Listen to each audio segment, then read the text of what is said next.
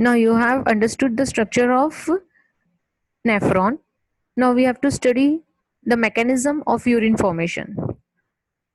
In that, first you see the arrangement of the nephron in the kidney.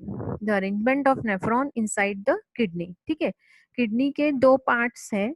जो उसका ये convex part है पूरा, उसको कॉर्टेक्स बोलते हैं. क्या बोलते हैं? कॉर्टेक्स. ये जो है कॉन्वेक्स पार्ट इसका बाहर का, उसको क्या बोलते हैं? कॉर्टेक्स. और जो बीच का पार्ट है वो इसका, ये इसको बोलते हैं मेड्यूला. इसको क्या बोलते हैं? मेड्यूला. दो पार्ट में डिवाइडेड है किडनी. आउटर टफ रहता है ये पार्ट जो है इसका, थोड़ा सा टफ और रिजिड रहता है, प्रोटेक्शन देता है जो कि किडनी को, उसको कॉर्टेक्स पार्ट बोलते हैं. और ये जो पार्ट है ये है मेड्यूला. ठीक है. अब अरेंजमेंट कैसा है नेफ्रॉन का?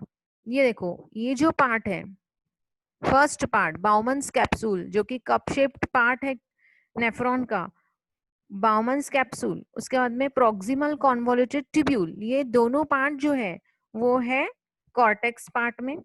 उसके बाद में जो हेनलेस लूप है वो आ जाएगा मेडुला पार्ट में. हेनलेस लूप जो है वो मेडुला पार्ट में आता है, फिर टर्न होके यहाँ पे आ जाएगा डिस्टल कॉन्वोल्यूटेड ट्यूब्यूल. और फिर डिस्टल कॉन्वोल्यूटेड ट्यूब्यूल के बाद में ये लास्ट पार्ट जो है नेफ्रॉन का, वो यहाँ पे ज्वाइन हो जाता है यूरिन कलेक्टिंग डक्ट में. यूरिन कलेक्टिंग डक्ट, ऐसे बहुत सारे नेफ्रॉन्स, यहाँ पे भी यूरिन कलेक्टिंग डक्ट है, यहाँ पे भी यूरिन कलेक्टिंग डक्ट है. ये सब नेफ्रॉन्स जो है वो यूरिन कलेक्टिंग डक्ट में ज्वाइन होके फाइनली ये पूरी यूरिन कलेक्टिंग डक्ट्स जो है वो ये यूरेटर्स में ज्वाइन हो रही है. यूरेटर्स में. ठीक है. यूरेटर वो ट्यूब है जो कि किडनी में जो यूरिन बनी उसको बाहर लेके जाती है. ठीक है. अब देखो, अपने को मैकेनिज्म समझने के लिए ये पहले समझना है कि रीनल आर्टरी जो है, रीनल आर्टरी डर्टी ब्लड लेके आ रही है, पूरे बॉडी का डर्टी ब्लड, जिसमें कि नाइट्रोजीनियस वेस्ट है, जिसमें यूरिया है, वो ब्लड लेके आ रही है रीनल आर्टरी. अपने बॉडी से लेके आ रही है रीनल आर्टरी. यहाँ पे जो है रीनल आर्टरी की ब्रांच, रीनल आर्टरी की ब्रांच ये है एफरेंट आर्टेरियोल. ये क्या है? Efferent arteriole. ये ब्रांच होती है इसमें बाउमन्स कैप्सूल के अंदर, बहुत सारी कैपिलरीज में डिवाइड हो जाती है. उसको अपन बोलते हैं नेटवर्क ऑफ ब्लड कैपिलरीज, उसको बोलते हैं ग्लोमेरुलस. ठीक है. फिर पूरी कैपिलरीज ज्वाइन होती है और यहाँ से बाहर निकल रही है प्योर ब्लड लेके. ठीक है. जिसको बोलते हैं इफरेंट आर्टेरियोल. और फिर ये इफरेंट आर्टेरियोल जो है ये बाहर निकल के ये पूरे रीनल ट्यूब्यूल के ऊपर में पूरी सराउंड करती है, कॉइल करती है इसको, रीनल ट्यूब्यूल को. और फाइनली यहाँ पे पूरा ब्लड जो है वो प्यूरिफाई हो जाता है और ये कैपिलरी जो है वो ज्वाइन हो जाती है यहाँ पे रीनल वेन में. और रीनल वेन जो है वो प्योर ब्लड, जिसमें अब नाइट्रोजीनियस वेस्ट, यूरिया नहीं है, सिर्फ इसेंशियल सब्सटेंसेस है, वो ये रीनल वेन जो है वो क्लीन ब्लड लेके चली जाती है वापस हार्ट में सर्कुलेशन में. ये अरेंजमेंट देखो ध्यान से, अच्छे से. ठीक है. अब देखो यूरिन फॉर्मेशन कैसे होता है. ये जो है यहाँ पे देखो, ये एफरेंट आर्टेरियोल, रीनल आर्टरी की ब्रांच है ये एफरेंट आर्टेरियोल. ठीक है. इसने डर्टी ब्लड लाई यहाँ पे अंदर ग्लोमेरुलस में. ठीक है. ये जो है बाउमन्स कैप्सूल, इसकी दो मेम्ब्रेन है, ये इनर मेम्ब्रेन और ये आउटर मेम्ब्रेन. इसके बीच में स्पेस है, ये स्पेस है बाउमन्स कैप्सूल की. ठीक है. ये जो इनर मेम्ब्रेन है बाउमन्स कैप्सूल की, इट हैज मेनी पोर्स, बहुत सारे पोर्स प्रेजेंट है इसमें यहाँ पे अंदर में. ठीक है. ये जो इफरेंट आर्टेरियोल है इसका डायमीटर कम है, इसका डायमीटर कम है, बहुत नैरो ट्यूब है ये. और एफरेंट आर्टेरियोल जो है ये ब्रॉड ट्यूब है. ठीक है. ये बहुत चौड़ी ट्यूब है. एफरेंट जिसका नाम है, जो पहली ट्यूब है वो चौड़ी ट्यूब है, ब्रॉड है, बहुत वाइड है वो. ठीक है. ये वाली जो ट्यूब है जो लेके जा रही है क्लीन ब्लड, वो कैसी है? नैरो. ठीक है.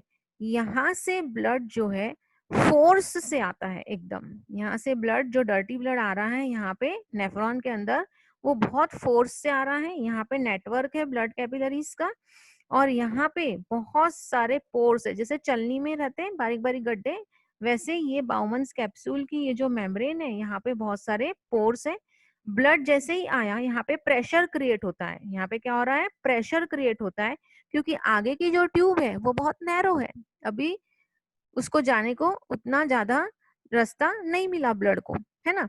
तो इसलिए यहाँ पे ग्लोमेरुलस में बहुत ज्यादा प्रेशर क्रिएट हो गया, और वो प्रेशर क्रिएट होने की वजह से ब्लड जो है वो फिल्टर हो जाता है, और यहाँ पे ये रीनल ट्यूब्यूल की जो स्पेस है वहां पे आ जाता है, रीनल ट्यूब्यूल की जो स्पेस है वहां पे आ जाता है। ठीक है, मेरा कर्सर ध्यान से देखना बेटा, कहाँ कहाँ जा रहा है।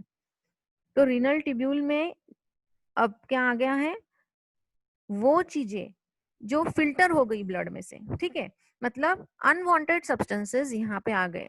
अनवांटेड सब्सटेंसेस, सबसे ज्यादा अनवांटेड सब्सटेंस क्या है, यूरिया है। ठीक है, तो dirty substances come down here in the renal tubule, the space of the renal tubule. कैसे हुआ ये, अल्ट्रा फिल्ट्रेशन से यहाँ पे ब्लड फिल्टर हुआ, क्योंकि ब्लड जो है वो प्रेशर से आ रहा है, यहाँ पे यहाँ से फोर्स से आया ब्लड, यहाँ पे बहुत ज्यादा प्रेशर क्रिएट हुआ ग्लोमेरुलस में, और वो प्रेशर से ब्लड फिल्टर हो गया, क्योंकि यहाँ पे बहुत सारे पोर्स हैं छोटे छोटे बारीक ये मेम्ब्रेन में इसके, बाउमन्स कैप्सूल के, और ब्लड जो है वो फिल्टर हो गया, इसमें डर्टी सब्सटेंसेस आ गए रिनल ट्यूब्यूल में, और बड़े protein molecules, large fat molecules, large proteins, large carbohydrates, ये सब ब्लड में ही रह गए और चले गए वो यहाँ पे इफरेंट आर्टेरियोल में। ठीक है, अब देखो यहाँ पे ब्लड फिल्टर हो गया, डर्टी सब्सटेंसेस आ गए यहाँ पे यूरिया वगैरह, लेकिन इतना फोर्स से यहाँ पे फिल्टर हुआ ब्लड कि कुछ इसेंशियल सब्सटेंसेस भी इस डर्टी सब्सटेंसेस के साथ में आ गए, जैसे कि glucose, amino acids, salts, water. Glucose, amino acids, these are very small molecules, तो बड़े प्रोटीन मॉलिक्यूल्स वगैरह तो सब रह गए ब्लड में, फैट मॉलिक्यूल्स, लेकिन यहाँ पे पोर्स से, स्मॉल स्मॉल पोर्स होने के कारण छोटे मॉलिक्यूल्स जो है जैसे कि ग्लूकोज, अमाइनो एसिड्स वगैरह, ये सब इसमें आ गए रिनल ट्यूब्यूल में। अब ये ग्लूकोज, अमाइनो एसिड्स, सॉल्ट्स वगैरह जो है ये एक्सक्रीट नहीं होना चाहिए, यूरिन में नहीं जाना चाहिए, ये अपने बॉडी के लिए इसेंशियल है। Glucose, amino acid, salts, excess water भी यूरिन में एक्सक्रीट नहीं होना चाहिए, वो अपने ब्लड में ही रहना चाहिए। तो देखो यहाँ पे रीनल ट्यूब्यूल के सराउंडिंग एक ब्लड कैपिलरी है, जो इफरेंट आर्टेरियोल जो बाहर निकल रही है वो ये रीनल ट्यूब्यूल को सराउंड कर रही है, रीनल ट्यूब्यूल को सराउंड कर रही है, यानी इसके ऊपर से घूम रही है पूरी ये। ठीक है, तो यहाँ पे क्या हो रहा है, जो इसेंशियल सब्सटेंसेस रीनल ट्यूब्यूल में आ गए हैं वो रिनल ट्यूब्यूल से ब्लड कैपिलरी में चले जा रहे हैं, सिलेक्टिव रीएब्जॉर्प्शन हो रहा है यहाँ पे। रिनल ट्यूब्यूल की जो मेम्ब्रेन है वो सिलेक्टिवली परमिएबल मेम्ब्रेन है, जैसे अपन ने लास्ट ईयर प्लाज्मा मेम्ब्रेन में पढ़े थे, plasma membrane is selectively permeable, वैसे ही रिनल ट्यूब्यूल की जो मेम्ब्रेन है वो है सिलेक्टिवली परमिएबल मेम्ब्रेन। मतलब यहाँ रिनल ट्यूब्यूल में यूरिया तो आ गया, नाइट्रोजीनियस वेस्ट, लेकिन उसके साथ में glucose, amino acid, salts, excess और वाटर, ये सब जो है वो रीएब्सॉर्ब हो जा रहे हैं यहाँ पे ब्लड कैपिलरी में, वो सब्सटेंसेस कहाँ जा रहे हैं, ब्लड कैपिलरी में। और यहाँ पे इसके अंदर क्या रह जा रहा, सिर्फ और सिर्फ यूरिया, जो कि नॉन इसेंशियल है, बहुत टॉक्सिक सब्सटेंस है। ठीक है, यहाँ पे सिर्फ और सिर्फ रह जा रहा क्या, नॉन इसेंशियल सब्सटेंसेस। अगर कुछ एक्सेस वाटर है तो वो भी चले जाएगा इसमें, some salts if they are more in our body they also go in the renal tubule, और ये ब्लड कैपिलरी में पूरे इसेंशियल सब्सटेंसेस रीएब्सॉर्ब हो जा रहे हैं। समझ में आना क्या, रीएब्सॉर्प्शन यहाँ पे भी होता है, प्रॉक्सिमल कॉन्वोल्यूटेड ट्यूब्यूल में अलग अलग सब्सटेंसेस अलग अलग जगह रीएब्सॉर्ब हो जा रहे हैं, यहाँ पे रीएब्सॉर्प्शन होगा। ठीक है, हेनलेस लूप में रीएब्सॉर्प्शन होगा, डिस्टल कॉन्वोल्यूटेड ट्यूब्यूल तक तो पूरा रीएब्सॉर्प्शन हो ही जाता है, फिर भी कुछ इसेंशियल सब्सटेंसेस जो है अगर रह गए तो वो भी जो है वो रीएब्सॉर्ब हो जाएंगे यहाँ पे ब्लड कैपिलरी में। अगर सपोज ब्लड में कुछ नॉन इसेंशियल सब्सटेंसेस आ गए, जैसे कि सपोज कुछ टॉक्सिक मटेरियल और सपोज आ जाते हैं यहाँ पे फिल्टर होने के बाद में भी, अगर कुछ टॉक्सिक सब्सटेंसेस ये ब्लड कैपिलरी में आ गए, वो भी क्या होगा, वो टॉक्सिक सब्सटेंसेस भी यहाँ पे रिनल ट्यूब्यूल में चले जाएंगे। समझ में आ रहा क्या, तो दो बार ब्लड फिल्टर हुआ, एक यहाँ पे फिल्टर हो गया जिसको अल्ट्रा फिल्ट्रेशन बोलते हैं। ठीक है, अल्ट्रा फिल्ट्रेशन के समय में ब्लड जो है वो फोर्स से आया, फिल्टर हो गया और यहाँ पे वेस्ट मटेरियल आ गया, पूरा रीनल ट्यूब्यूल में क्या आ गया, वेस्ट मटेरियल। ब्लड फिल्टर हो गया, लार्ज प्रोटीन मॉलिक्यूल्स वगैरह यहाँ पे रह गए और ब्लड के अंदर चले गए ये कैपिलरी में के थ्रू, इफरेंट आर्टेरियोल के थ्रू। लेकिन फोर्स से आने की वजह से डर्टी सब्सटेंसेस के साथ में भी इसेंशियल सब्सटेंसेस आ गए, यानी इसमें जो है ये ट्यूब में फिल्ट्रेट है, क्या है, फिल्ट्रेट, जिसमें क्या क्या है, ग्लूकोज है, अमाइनो एसिड्स है, सॉल्ट्स है, वाटर है और यूरिया भी है। तो यूरिया ही जाना चाहिए यूरिन में, सिर्फ ये सब सब्सटेंसेस नहीं जाना चाहिए। इसलिए क्या हुआ यहाँ पे, सिलेक्टिव रीएब्जॉर्प्शन, ये ट्यूब्यूल से, रीनल ट्यूब्यूल से ब्लड कैपिलरी में आ गए सब essential substances, glucose, amino acid, salts वगैरह जो कि छोटे मॉलिक्यूल्स थे, वो पूरे रीएब्जॉर्ब हो गए यहाँ पे ब्लड कैपिलरी में। यहाँ पे कंप्लीट रीएब्जॉर्प्शन हो जाएगा धीरे धीरे। आयंस है, पोटेशियम आयन, सोडियम आयंस, वो सब जो है जो इसेंशियल है अपने बॉडी के लिए, वो रीएब्जॉर्ब हो जाएंगे और ये पूरा क्लीन ब्लड जो है वो रीनल वेन के थ्रू वापस हार्ट में चले जाएगा और ट्यूब्यूल में रह जाएगा क्या, ये ट्यूब्यूल में सिर्फ और सिर्फ क्या रह जाएगा, excess water, salts and urea which forms the urine.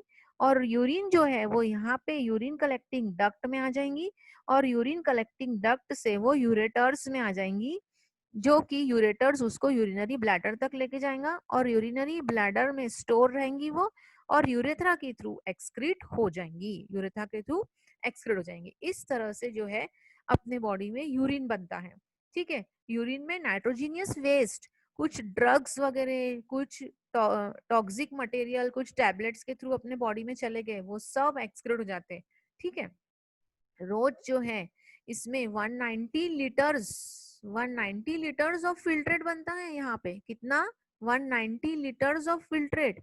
लेकिन उसमें से सिर्फ 1 से 2 लीटर ही यूरिन अपन डेली एक्सक्रीट करते हैं, है ना। 1 से 2 लीटर यूरिन जो है वो डेली एक अडल्ट वुमन जो है, नॉर्मल अडल्ट वुमन, वो एक्सक्रीट करता है।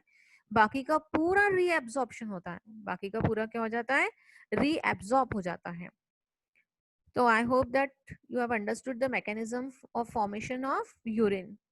मेरा वीडियो फिर से डबल डबल देखिए बेटा, अगर नहीं समझ में आ रहा है तो फिर से देखिए, ध्यान से देखिए मेरा कर्सर कहाँ मूव हो रहा है और समझिए mechanism of formation of urine, important topic, and structure of nephron.